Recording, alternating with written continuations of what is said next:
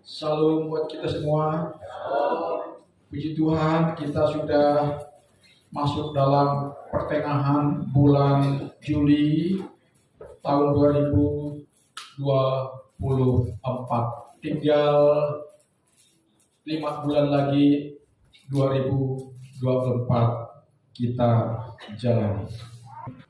Ada satu kebutuhan yang paling mendasar yang senantiasa dicari, dan tanpa itu hidup ini menjadi tidak ada artinya, dan tanpa itu hidup ini menjadi tidak mengindahkan. Kebutuhan yang paling mendasar, kebutuhan yang paling hakiki bukanlah makanan, sekalipun makanan itu penting, bukanlah minuman, sekalipun minuman itu juga penting, bukanlah pakaian, sekalipun pakaian itu penting, bukanlah fasilitas hidup lainnya, meskipun itu penting, namun hal yang paling mendasar, yang paling penting, yang sangat dibutuhkan oleh umat manusia adalah perasaan aman dan nyaman itu. Katakan amin. Dan tanpa ada rasa aman dan nyaman dalam hidup ini, maka hidup ini menjadi tidak indah. Hidup ini menjadi tidak menyenangkan. Ketika kita mulai kehilangan rasa aman, apa yang harus kita lakukan? Pertanyaan ini akan kita jawab melalui pengalaman spiritual Daud, melalui pengalaman rohani Daud yang Daud tulis dalam Mazmur 27 tadi. Kita tahu dari Mazmur 27 tadi, kita melihat beberapa peristiwa yang dihadapi dan dialami oleh Daud. Dikatakan di sana bahwa Daud menghadapi seteru-seterunya, saudara. Daud tidak hanya mengalami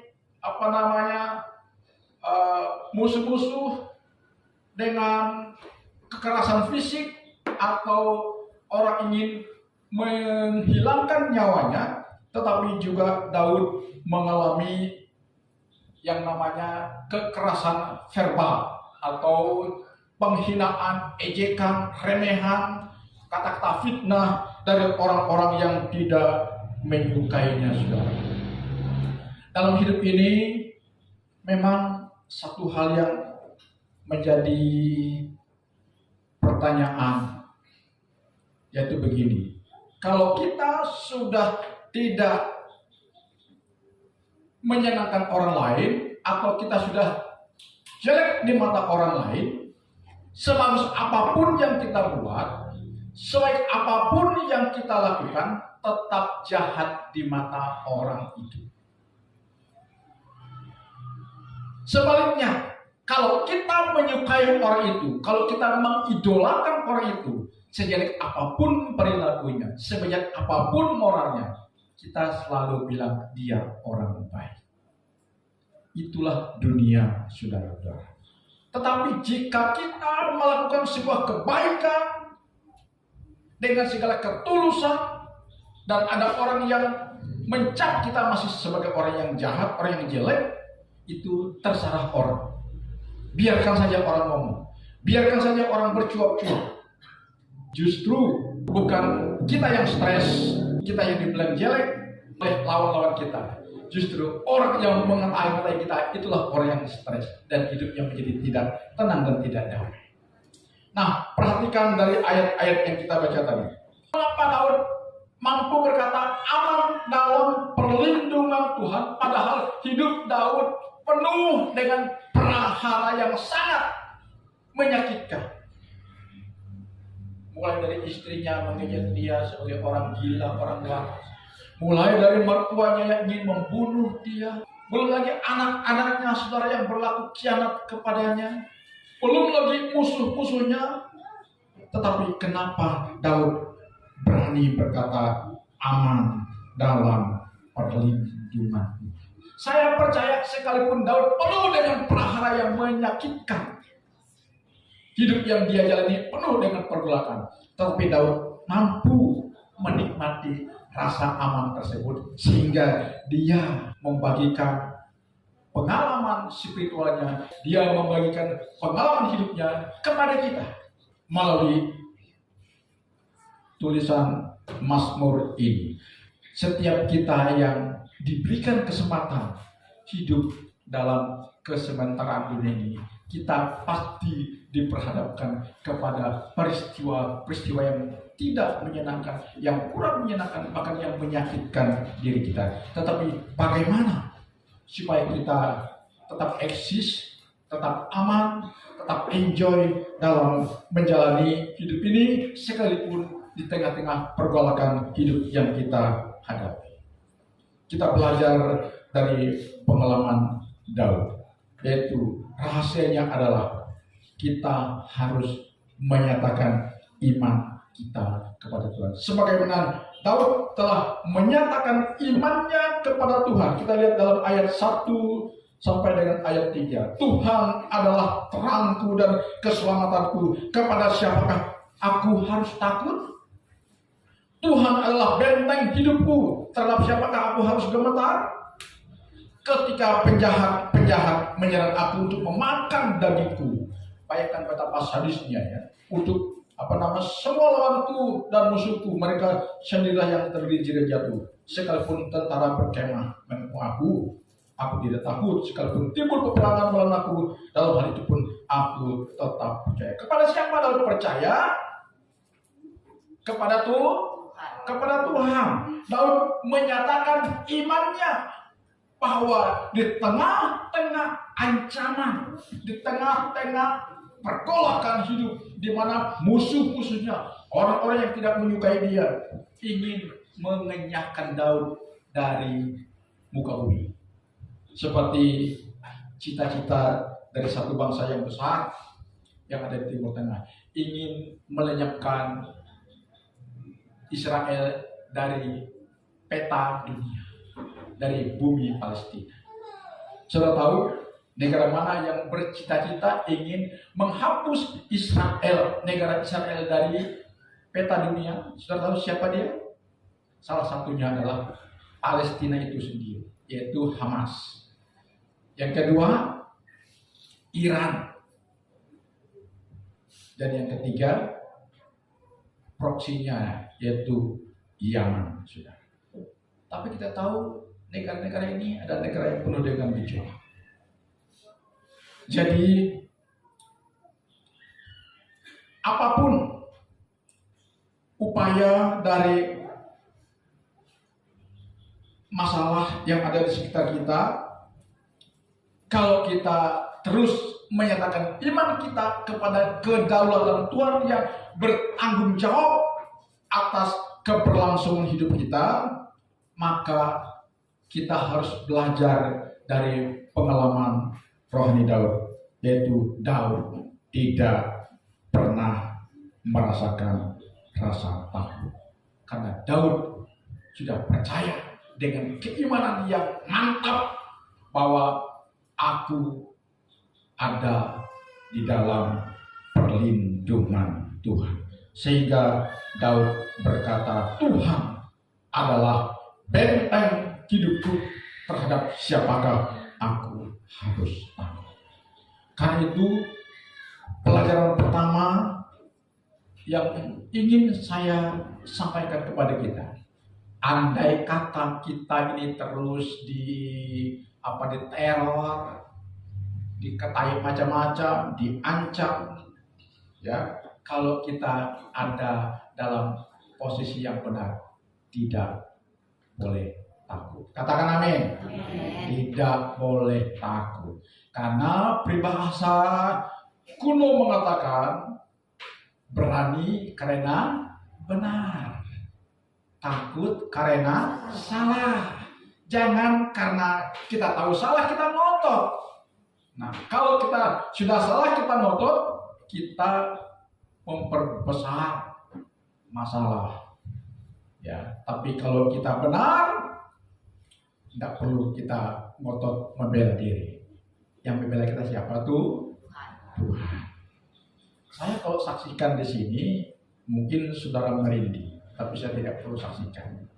Sudah terlalu banyak saya menghadapi teror, ancaman, fitnah, macam-macam. Saya diam saja karena saya merasa saya tidak melakukan itu. Dan apa yang terjadi? Tuhan berperkara dengan musuh-musuh kita. Amin. Ya, saya melihat ada banyak hidup mereka menjadi hancur lebur, dan kita yang dipitnah macam-macam, kita tetap eksis, ketawa, senyum. Amin. Haleluya, haleluya, haleluya. Jadi terus nyatakan iman kita. Amin. Jangan takut andai kata kita diperhadapkan kepada sebuah masalah yang mungkin lagi kurang menyenangkan. Tapi kalau kita tetap ada dalam keimanan yang tulus murni, mempercayakan Tuhan sebagai pembela kita, percayalah Tuhan pasti akan berpihak kepada kita. Katakan amin. Haleluya, haleluya. Jangan malu takut menyatakan iman kita. Coba kalau kita makan di warung yang ramai pengunjungnya, beraninkah kita menyatakan iman kita? Dengan cara bagaimana kita menyatakan iman kita? Saya pernah makan, walau tidak pernah kenal sama orang itu. Mungkin orang itu lihat saya berdoa sebelum makan. Saya malah dibayar kalau orang itu. Haleluya. Salah satu kita menyatakan iman kita di tengah-tengah dunia ini adalah manakala kita makan di warung, maukah kita berdoa? Doa itu tidak harus doa syafaat di meja makan. Ya kan banyak orang doa makan perlu bersyafaat. Ya kan, tidak perlu. Tinggal kita mengucap syukur atas makanan yang akan kita makan. Tuhan, aku mengucap syukur. Inilah berkat yang darimu melalui usaha kita. Tuhan berkati. Berkati makanan yang akan menyatakan perutku. Amin. Kan gitu aja sudah. Kita sudah menyatakan iman kita kepada Tuhan. Haleluya. Jadi kalau kita sudah menyatakan iman kita kepada Tuhan, berarti kita mengizinkan Tuhan sebagai benteng kita, sebagai perisai kita, sebagai pelindung kita. Ya. Itu dia, saudara-saudara. Nyatakan iman kita. Jangan malu mengaku kita sebagai orang percaya. Apapun keadaan hidup yang sedang kita hadapi, baik itu kurang menyenangkan, tidak menyenangkan, apalagi menyenangkan, tetap nyatakan iman kita kepada Tuhan. Katakan amin.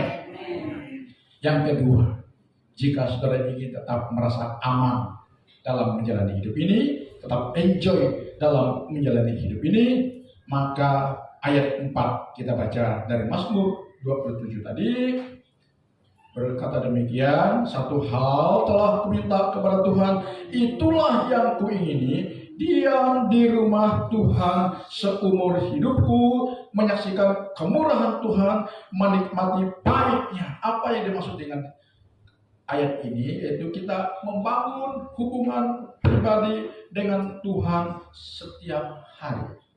Ini yang dimaksud dengan tinggal di rumah Tuhan. Salah satu arti dari tinggal di rumah Tuhan adalah membangun keintiman ibadah pribadi kita dengan Tuhan. Lalu yang kedua, tetap tertanam di gereja lokal di mana kita berjemaat, saudara-saudara. Ini yang dimaksud dengan diam di rumah Tuhan. Jadi kalau saudara sudah memilih untuk bergabung dengan gereja GBI Horsoso, maka tetaplah tertanam di haleluya, haleluya, haleluya. Bangun tidur, habis minum air hangat kuku, ya, tak perlu sikat gigi misalnya, tak perlu cuci muka, tak perlu mandi, saudara harus bertelut dulu, saudara harus duduk sesaat mengucap syukur kepada Tuhan. Ya, terima kasih Tuhan, hari ini Tuhan berikan kepadaku dan keluarga. Lalu kita berserah diri kepada Tuhan. Ya, itu yang dimaksud dengan membangun ibadah. Kita berdoa menyerahkan anggota keluarga kita. Kita doakan aktivitas kita sepanjang hari itu, mohon perlindungan Tuhan. Lalu kita minta kuasa pemberdayaan Tuhan turun atas kita. Lalu kita minta hikmat Tuhan supaya kita tidak ikut prinsip dunia yang penuh dengan kecenderungan berdosanya, untuk menghalalkan segala cara untuk keperluan kita. Dengan demikian kita akan tetap berada pada jalur atau jalan yang benar dan di dalam perkenanan Tuhan. Ya. Jadi nyatakan iman kita, kemudian bangun keintiman dengan Tuhan dan kebersihan kita untuk tetap tertanam di gereja lokal di mana kita sudah berjemaah. Saya percaya dengan kita melakukan doa ini, Tuhan akan karuniakan kepada kita rasa sukacita, ketenangan dan kedamaian. Kemudian yang terakhir, kita harus terus menjadikan Tuhan satu-satunya harapan dan sandaran kita. Ayat 14 dari Mazmur 27 tadi berkata demikian. Saya bacakan dari ayat 13. Sesungguhnya aku percaya akan melihat kebaikan Tuhan di negeri orang-orang yang hidup. Nantikanlah Tuhan, kuatkanlah dan teguhkanlah hatimu. Ya, nantikanlah Tuhan. Orang yang menantikan Tuhan adalah orang yang sudah mampu menyatakan imannya bahwa Tuhan itulah jaminan hidupnya. Ya, menantikan Tuhan artinya kita terus memiliki sebuah keyakinan yang dalam bahwa hidup kita ini sudah di dalam rancangan Tuhan yang terbaik.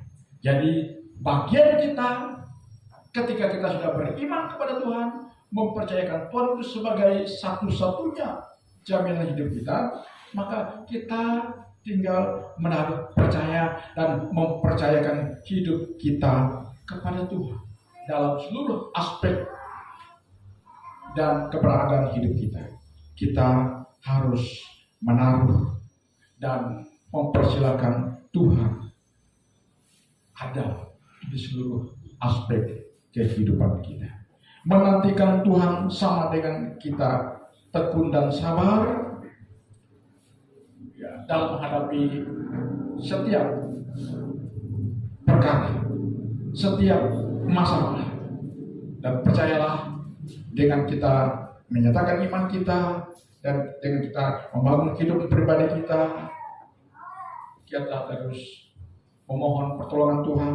Saya percaya bonus yang tidak kelihatan oleh mata jasmani kita akan Tuhan nyatakan kepada kita. Yang pertama, kuasa pemberdayaannya. Yang kedua, sudah tentu ada rasa aman, tenang, damai dalam hati, pikiran, batin, dan jiwa kita. Dan yang ketiga, kita memiliki keyakinan penuh bahwa sepanjang hari-hari yang akan kita jalani, ternyata kita ada di dalam perlindungan Tuhan. Sehingga kita mampu berkata bahwa Tuhan juga gunung batuku. Kita nyanyi lagi nih, yuk. Kita bangkit berdiri.